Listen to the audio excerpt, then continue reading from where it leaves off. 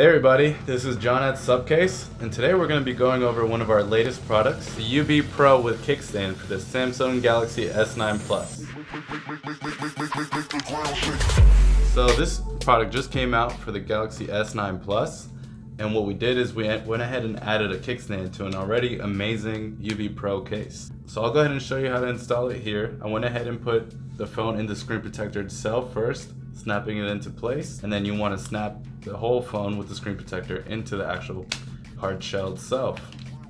So you'll see it kind of snaps in very easily, and all you have to do is push in the port covers, which are included here, and then there you go, you have your UB Pro with kickstand. Perfect for hands-free usage, for Netflix, surfing the internet, and then it still has your TPU bumpers and the polycarbonate shell. I'll go ahead and show you how to uninstall it as well. Here in the bottom right corner, there's going to be a little divot. Some of our new cases have this divot so that you can pull from here with your fingernail, or you can even use a coin, a USB, anything that you kind of want to pull away from the edges. And then you just go all around the edges to pop it out of place, and it'll snap out once you pull away the screen protector. Easily as that. And you release the screen protector from the phone.